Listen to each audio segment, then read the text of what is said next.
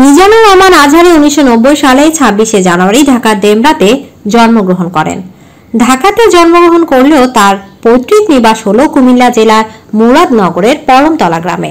ছোটবেলা থেকে ইসলামের প্রতি তার ভালোবাসা ছিল প্রবল। নিজেকে ইসলামের একজন ছাত্র হিসেবে ভাবতেই মিজানুর রহমান আজহারী সবচেয়ে বেশি পছন্দ করতেন। তার পিতাও একজন উচ্চ শিক্ষিত ব্যক্তি ছিলেন। তিনি ছিলেন মাদ্রাসা শিক্ষক এবং মিজানুর রহমান আজহারীর মা ছিলেন একজন গৃহিণী। মিজানুর রহমান আজহারী দারুল নাজাত সিদ্দিকিয়া কামিল মাদ্রাসা থেকে যথাক্রমে 2004 সালে দাখিল এবং 2006 সালে বেশ কৃতিত্বের সাথে আলিম পাশ করেন।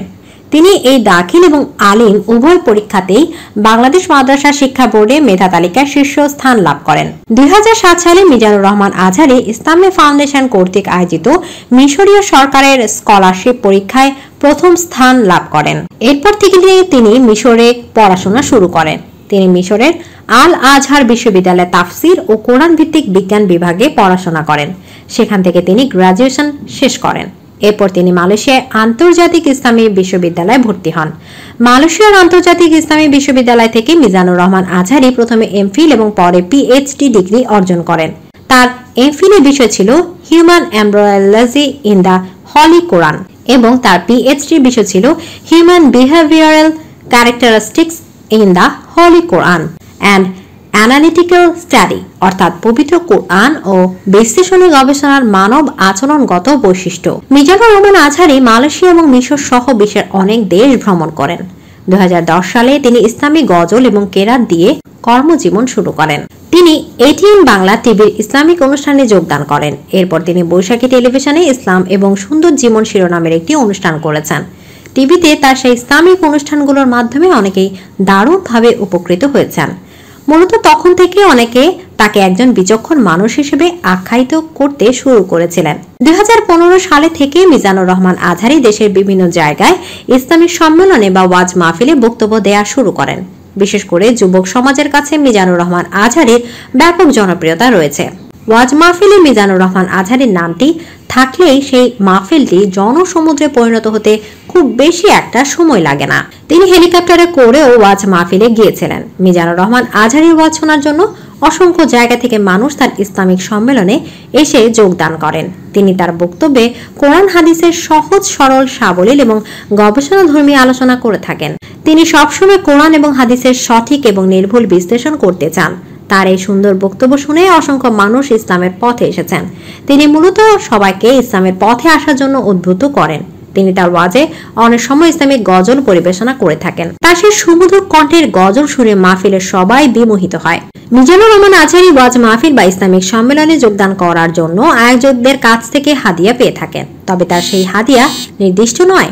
তার হাদিয়ার পরিমাণটা বিভিন্ন সময় বিভিন্ন রকম হয়। তবে বিভিন্ন সূত্রে জানা গিয়েছে তিনি মাহফিল প্রতি সর্বোচ্চ 50,000 টাকা পর্যন্ত হাদিয়া পেয়ে থাকেন। আজহারী সমসাময়িকভাবে নিজেকে উপস্থাপন করে থাকেন এবং ইসলামের আলোকে জীবন গড়ার পরামর্শ দিয়ে থাকেন। শুধু বাংলাদেশে নয়, বাংলাদেশের বাইরেও অসংখ্য দেশে তার অনেক শুভাকাঙ্ক্ষী রয়েছে। ঘরে ঘরে সাইদির জন্ম হোক এমন একটি বক্তব্যের মাধ্যমেও তাকে নিয়ে বেশ সমালোচনা সৃষ্টি হয়। 2020 সালে জানুয়ারি মাসে বাংলাদেশ জাতীয় সংসদের দেশ বিরোধী বক্তব্যে প্রদানকারী হিসেবে আখ্যায়িত করেন একজন সংসদ সদস্য।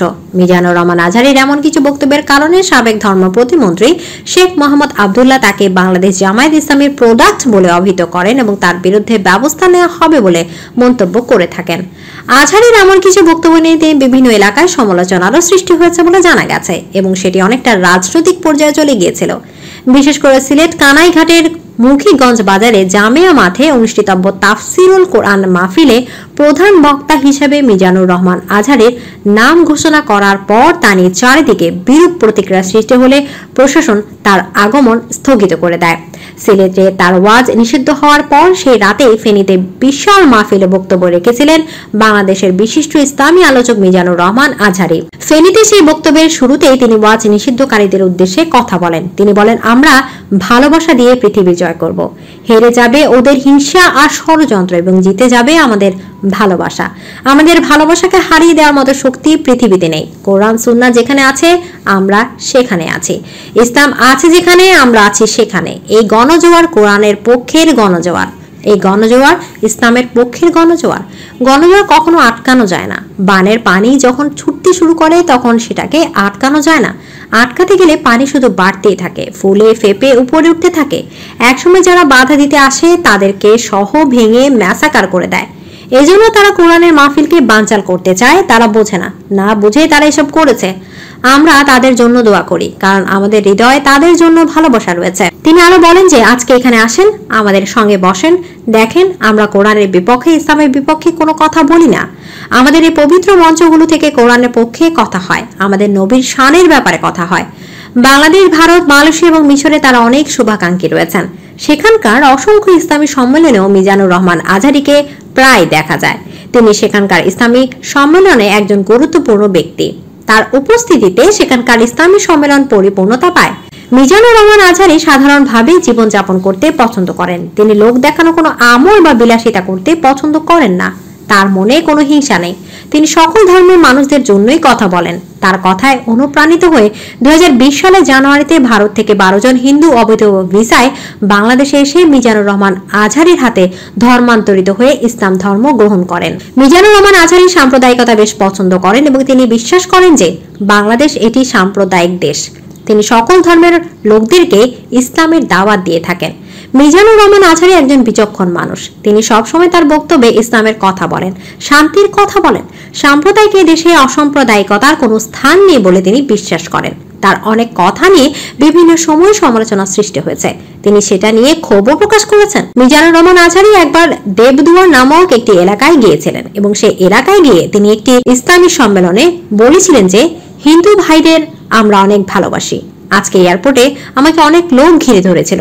তারা আমার সাথে সেলফি তোলার জন্য আসছে। তারা বলেছে, হুজুর ইউটিউবে আপনাকে দেখি। তখন তাদের মাঝে একটা হিন্দু লোক এসে আমাকে কানে কানে বলেছে, হুজুর আমি কিন্তু হিন্দু, আমি আপনার ওয়াজ শুনেছি, আপনার কথা অনেক ভালো লাগে। উনি বলেছেন যে আমি আপনাদের সাথে একটি সেলফি স্মৃতি হিসেবে রাখতে চাই, এটা আমাদের সৌভাগ্য। তিনি আরো বলেন যে আপনাদের মাঝে যদি কোনো হিন্দু মুসলমান হয় তাহলে তার সকল দায়িত্ব আপনারা নেবেন এবং তার বাবা মায়ের সাথে যাতে সে সম্পর্ক নষ্ট না করে। বাবা মা হিন্দু হোক কোনো সমস্যা নাই, বাবা মার সাথে সুসম্পর্ক রাখবেন। তবে সমাজে যারা বিত্তশালী রয়েছে তারা সেই ধর্মান্তরিত ভাই বোনদের জন্য কিছু করার চেষ্টা করবেন। ঢাকা এবং কুমিল্লায় তার বাড়ি রয়েছে। তার গ্যারেজে একটি সুন্দর গাড়ি রয়েছে। তিনি যখন মালয়েশিয়াতে ছিলেন তখন তিনি সোশ্যাল সাইটে তার গাড়ি চালানোর একটি ভিডিও শেয়ার করেছিলেন। সেটা নিয়ে অনেক আলোচনার সৃষ্টি হয়েছিল। সোশ্যাল সাইটে মিজানুর রহমান আজহারীর বেশ জনপ্রিয়তা রয়েছে। সেখানে তার অনেক শুভাকাঙ্ক্ষী রয়েছে যারা সব সময় তার কল্যাণ কামনা করে। তিনি অনেক ইসলামিক প্রতিষ্ঠানের সাথেও সম্পৃক্ত রয়েছেন। বর্তমানে মিজানুর রহমান আজহারীর প্রায় 50 লক্ষ টাকার উপরে সম্পদ রয়েছে। তিনি প্রতি বছর মাদ্রাসা এবং মসজিদের উন্নয়নের জন্য অসংখ্য অর্থ ব্যয় করে থাকেন। প্রিয় ভিউয়ার্স, মিজানুর রহমান আজহারীকে আপনার কাছে কেমন লাগে? আপনি কি তার ওয়াজ শুনেছেন? যদি শুনে থাকেন তাহলে অবশ্যই তা কমেন্টের মাধ্যমে আমাদেরকে জানিয়ে দিবেন।